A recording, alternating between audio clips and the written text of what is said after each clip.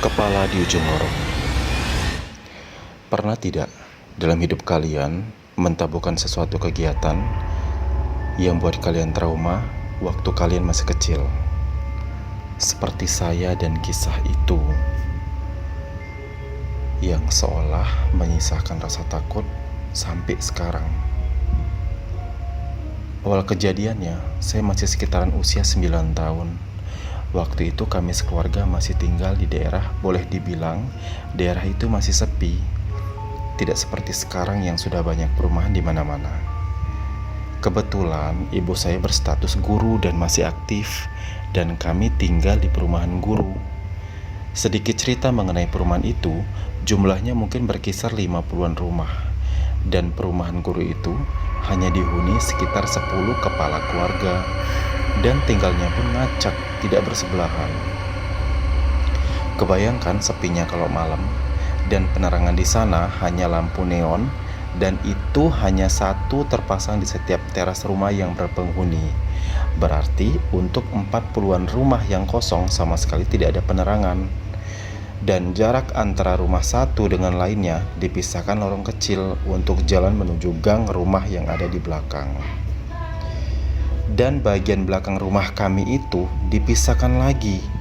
Ada lorong dan di tengah-tengahnya ada parit kecil. Mungkin untuk aliran pembuangan air saya juga kurang paham. Tidak seperti rumah sekarang yang kapal-kapalan. Dan perumahan kami itu dikelilingi oleh kebun. Karena mayoritas orang di sekitar sana rata-rata berkebun, masih banyak batang-batang besar kayak jambu monyet dan batang beringin. Ya, seperti itulah. Dan ada beberapa kolam yang sebagian terbentuk alami dan sebagian lagi sengaja dibuat. Makin kebayang gak sih sunyinya kalau malam dan riuhnya suara jangkrik apalagi pas mati lampu.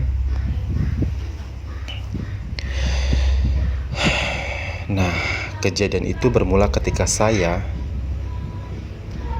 dan keluarga sedang asik ngumpul. Dan saat itu sedang mati lampu. Kami sekeluarga ngumpul-ngumpul di kamar orang tua untuk ngobrol-ngobrol.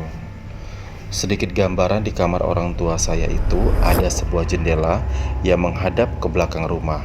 Jatuhnya dapat pas di kegelapan belakang rumah kami. Karena memang bagian belakang setiap rumah itu tidak dipasang lampu. Nah, malam itu saya mainin senter, dan saya senterin tuh semua sudut ruangan kamar. Pas saya senter ke jendela, ibu saya bilang, "Jangan senter keluar, nanti ke senter yang enggak-enggak." Nanggapin omongan ibu, saya cuman ketawa-tawa dan masih melanjutkan kegiatan itu. Selang sekitar 10 menitan setelah ibu saya bicara, wuss, ada yang lewat dari arah kiri ke arah kanan jendela. Saya kaget dan langsung berhenti main senternya dan narik baju ibu saya dan bilang, "Kayak ada yang terbang, Bu." Respon ibu saya datar aja. Mungkin dia pikir saya bercanda. Karena saya tidak digubris, saya deketin tuh jendela. Yang ada di benak saya saat itu, mungkin itu burung orang lepas. Saya deketin lagi jendelanya. Kebetulan jendelanya itu tidak pakai tirai, dan saya hidupkan lagi senternya. Saya mainin sekitaran 2 atau 3 menitan gitulah. Tidak terjadi apa-apa, dan saya sedikit lega. Kembali saya mainkan senternya, dan tidak berapa lama, wuss, benda tadi kembali muncul. Kali ini dari arah bawah, mengintip sedikit di sudut jendela, langsung terbang ke arah atas. Kaget bukan main, saya melompat ke kasur dan bilang ke ibu, Bu, ada hantu." Ibu saya cuma bilang, "Sudah dibilangin jangan mainin senter, biarin aja lah hantunya ngambil kamu. Orang kamu bandel." Dengar omongan gitu apa nggak makin panik. Saya nyudut ke bawah lengan ibu saya sambil sesekali melirik ke arah jendela. Benda tadi tidak terbang, tapi seolah nemplok di ujung jendela kamar dan seolah mengintip kami sedang ngobrol. Saya makin panik, tapi saya masih belum tahu itu apa. Yang saya pikirkan saat itu cuma gini, apapun itu pasti menyeramkan. Setelah sekitaran setengah atau 1 jam kurang, lampu kami hidup. Saya sedikit lega, tapi kami masih ngobrol di kamar. Karena saya masih penasaran, saya mencoba ngintip lagi perlahan ke jendela, dan sudah tidak ada apa-apa. Saya makin lega dong. Saya deketin jendelanya dan saya intip keluar.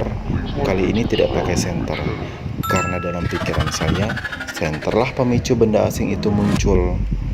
Saya lihat ke kiri, ke bawah, ke atas, tidak ada apa-apa. Pas saya lirik ke kanan, juga tidak ada apa-apa. Tapi saya ngelihat ada benda bulat di tanah. Semakin saya lihat, benda itu seperti bergetar. Bukan bergerak ya, tapi bergetar. Sedikit informasi, lorong di samping rumah kami itu tidak punya penerangan, hanya mengandalkan biasan cahaya dari lampu neon teras rumah dan lampu jalan kecil di depan lorong. Nah, yang saya lihat itu seperti benda membelakangi cahaya, cuma hitam gitu aja. Saya penasaran itu apa, makin penasaran. Lama-kelamaan benda itu melayang, makin lama makin naik dan mengambang, menggeliat-geliat dan ada rambutnya. Saya benar-benar takut waktu itu. Saya teriak, "Kepala puntung, kepala puntung." Ibu saya langsung menghampiri dan bilang, "Hus, jangan ngomong sembarangan." Saya nangis jadi-jadinya dan bilang ada kepala puntung. Lalu ibu saya langsung mindahin saya ke ruangan lain biar tangisan saya reda. Tapi tetap di jendela ruangan belakang itu, kepala puntung itu tetap ada di sudut jendela luar dan masih mengintip. Yang terlihat di saya hanya setengah mata ke atas dengan rambut sedikit jarang dan ada putih-putihnya. Akhirnya saya dibacakan ayat-ayat suci dan diusap muka saya. Baru saya sedikit nyaman dan tenang. Nah guys, itu pengalaman saya waktu kecil yang masih menyisakan rasa takut untuk nyenter keluar jendela ketika mati lampu. Banyak argumen yang saya dengar. Ada yang bilang itu sejenis ilmu hitam untuk mencelakai anak-anak. Ada juga yang bilang itu siluman atau hantu yang suka menakuti anak-anak. Oke, cerita ini saya share untuk sekedar berbagi pengalaman ya guys. Terima kasih.